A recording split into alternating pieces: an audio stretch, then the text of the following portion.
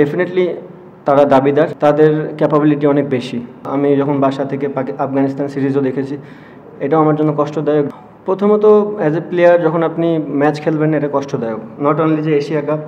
আমি যখন বাসা থেকে আফগানিস্তান সিরিজও দেখেছি, এটাও আমার জন্য কষ্টদায়ক যে যেহেতু একটা প্লেয়ার ভালো ফর্মে ছিলাম, টুকটাক ভালো পারফর্ম করতেছিলাম এবং টিমকে লিড করতেছিলাম, সো ওখান থেকে বাসায় বসে ক্রিকেট দেখাটাও এটা কষ্টদায়ক। আর but at the same time এটাকে আপনাকে মাইনা নিতে হবে যে কিছু কিছু ক্ষেত্রে আপনার হাতে কখনো কন্ট্রোল থাকবে না, স্পেশালি ইনজুরি, যে কারণে যে কোনো সময় ইনজুরি হতে পারে।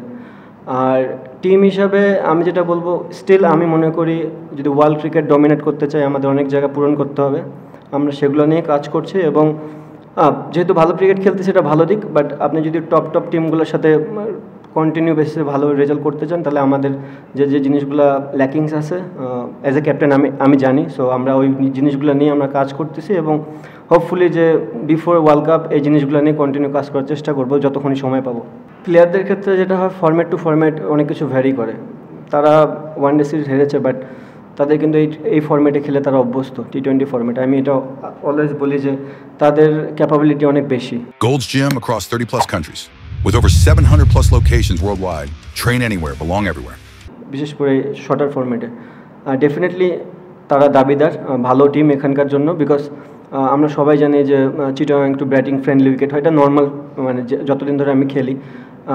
সো বোথ সাইডই থাকবে, আমাদের বলার আছে, তাদেরও বলার আছে, আমাদের ব্যাটসম্যান আছে, তাদেরও ব্যাটসম্যান আছে। সো যে কিনা ভালো ক্রিকেটটা খেলবে সেদিন তারই সাকসেস রেট বেশি থাকবে।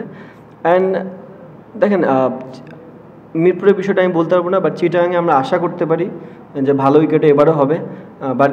বাট বাকিটা তো সম্পূর্ণ ক্রিয়েটার এবং সারফেস কি বিহেভ করবে, সারফেসের উপর তো আমরা কোনো কন্ট্রোল নেই। ভালো উইকেট হলে আমরা চেষ্টা করবো রান করার, আর যদি উইকেট টাফ হয় তাহলে আমরা ওইভাবেই খেলার চেষ্টা করবো। ফার্স্ট অফ অল মোস্টাফিজ সুস্থ, সে টিমের পার্ট হয়ে আছে এবং খুব ভালো মতনই আছেন।